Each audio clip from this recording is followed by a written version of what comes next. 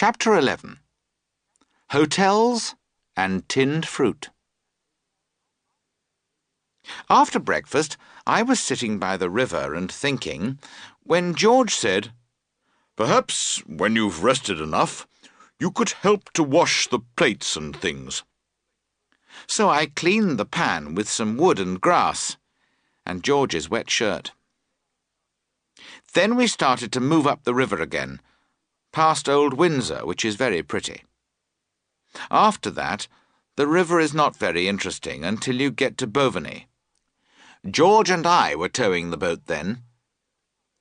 As we were passing Datchet, George asked me if I remembered our first trip up the river. On that trip, we reached Datchet at 10 o'clock at night. All we wanted to do was to eat and go to bed. I replied, "Yes, I do remember it. I remember it well. In fact, it will be some time before I forget it." It was one Saturday in August. There was George and Harris and me. We were tired and hungry. When we got to Datchet, we took out of the boat the basket of food, the 2 bags, and the coats and things. Then we began to look for somewhere to stay. We passed a very pretty little hotel, but there were no roses round the door. I wanted somewhere with roses round the door. I do not know why. Anyway, I said, "Oh, we don't want to go there. Let's look for a little hotel with roses round the door." So we went on until we came to another hotel. That was a very nice one too, and it did have roses. But Harris did not like the man who was standing by the front door. Harris said that he did not look like a nice man, and he was wearing ugly boots. So we went on. We walked for some time, but we did not see any more hotels. Then we met a man, and we decided to ask him. "Excuse me, do you know any nice little hotels near here?" we said. "Well," he said, "you're coming away from them. Go back, and you'll come to the Black Horse." We said, "Oh, we've been there, and we didn't like it. There were no roses round the door." "Well then," he said, "there's the Traveller's Rest just beyond it. Have you tried that?"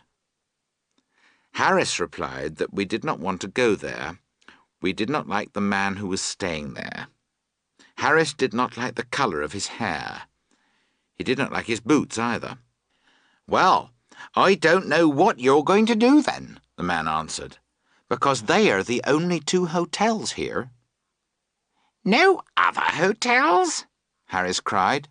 "None," the man replied. "What are we going to do now?" Harris asked. Then George spoke. He said, "You 2 can ask someone to build you a hotel. I'm going back to the Black Horse." So we went back to the Black Horse. "Good evening," the man at the desk said. "Oh, good evening," George answered. "We want 3 beds, please." "I'm sorry, sir," the man replied, "but we haven't got 3 beds. "Oh, well, it doesn't matter. 2 beds, then. 2 of us can sleep in 1 bed, can't we?" George continued. He looked at Harris and me. Harris said, "Oh, yes." He thought that George and I could sleep in 1 bed very easily. "I'm very sorry, sir," the man repeated. "We haven't got any beds. We've already got 3 men in 1 bed. We picked up our things, and we went over to the Traveller's Rest. It was a pretty little place. I said I thought it was better than the other hotel. Harris said it would be all right. We would not look at the man with red hair and ugly boots. The people at the Traveller's Rest did not wait to hear what we wanted. The lady at the desk said she had already sent away 14 people. There was no room of any kind. We asked her if she knew somewhere we could spend the night. She said there was a little house along the road. We did not wait. We picked up the basket, the bags and the coats, and we ran along the road. The people there laughed at us. There were only 3 beds in the house, and there were 7 men there already. Someone said, "Why don't you try the little shop next to the Black Horse?" So we went back along the road, but there were no beds at the little shop. However, there was an old lady in the shop. She said she had a friend who had some rooms. She added that she would take us there. The old woman walked very slowly, and it took us 20 minutes to get to her friend's house. During the walk, she told us about all the pains she had in her back. When we got there were already some people in her friend's rooms. From there we went to number 27. Number 27 was full. They sent us to number 32, and number 32 was full. Then we went back along the road. Suddenly, Harris sat down on the basket. He said he was not going to move. He added that it seemed to be nice and quiet there, and he said that he would like to die there. Just then, a little boy came past. "Do you know any old people that we can frighten so that they will give us their beds?" we asked him. "No, I don't," the boy answered. But he added that his mother would give us a room. And that was where we spent the night, in 2 very short beds. After that, we were never quite so difficult about hotels. On our present trip, though, nothing exciting happened. We continued slowly on our way, and we stopped for lunch near Monkey Island. We decided to have cold meat for lunch. Then after that, George brought out a tin of fruit. We love tinned fruit, all 3 of us. We looked at the picture on the tin. We thought about the fruit. We imagined the taste of it. We smiled at each other, and Harris got out a spoon. Then we looked for the tin opener. We took everything out of the big basket. We took everything out of the bags. There was no tin opener. We pulled up the boards at the bottom of the boat. We put everything out on the grass by the river, and we shook everything. There was no tin opener. Then Harris tried to open the tin with a little knife, and he cut himself badly. George tried with some scissors. The scissors flew up and nearly hit him in the eye. I tried to make a hole in the tin with the sharp end of a piece of metal, but I missed. As a result, I fell in the water, and the tin flew away and broke a cup. Then we all got angry.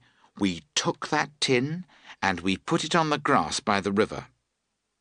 Harris went into a field and got a big sharp stone. I got a long, thick piece of wood. George held the tin, and Harris put the sharp end of his stone against the top of it. I took the piece of wood and held it high in the air. Then I brought it down as hard as I could. It was George's hat that saved his life that day. He keeps that hat now. On a winter evening when men are telling stories about the dangers they have known, George brings out his hat.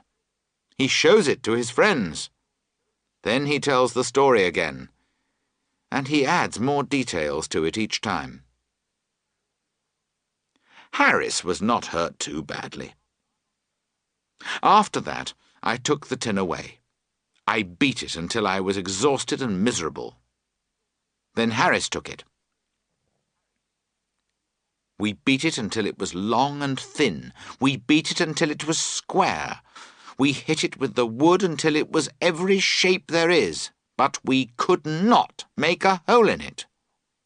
Then George tried, and he knocked it into a shape which was strange and terrible and ugly. It frightened him, and he threw away the piece of wood. Then the 3 of us sat round that tin on the grass, and we looked at it. There was one big line across the top of the tin that looked like a mouth. It seemed to be laughing at us, and this made us very angry. So Harris ran at it and picked it up. He threw it as hard as he could into the middle of the river. As it went down into the water, we shouted awful things at it. Then we got into the boat, and we left that place, and did not stop until we reached Maidenhead. We went through Maidenhead quickly, but after that we travelled along more slowly. We stopped for tea just before we got to Cookham. By the time we got through the lock it was evening. It was a bit windy, and someone had made a mistake because the wind was behind us. That does not usually happen. But that afternoon the wind actually helped us on our way, and the boat moved quite fast.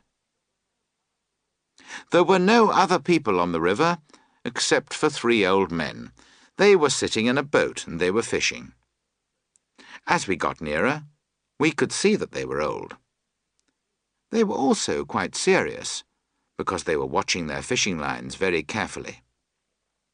The sun was going down, and it threw a red light across the water. It was very beautiful, and we felt that we were sailing into some strange land. We did not sail into some strange land. We went straight into that boat with the 3 old men in it. At first we did not know what had happened, but then, from the words which rose on the evening air, we understood that we were near people. We also understood that those people were not happy. We had knocked those 3 old men from their seats, and they were all lying on the bottom of their boat. They were trying to stand up, and they were picking fish off themselves. As they worked, they shouted unkind things about us. Not just the usual things, but special things about us and about our families. Harris called out, You ought to be pleased that something so exciting has happened to you. He added that he was very unhappy to hear men of their age use those bad words. But the 3 old men did not seem to agree with Harris. At Marlow, we left the boat near the bridge, and we went to spend the night in a hotel.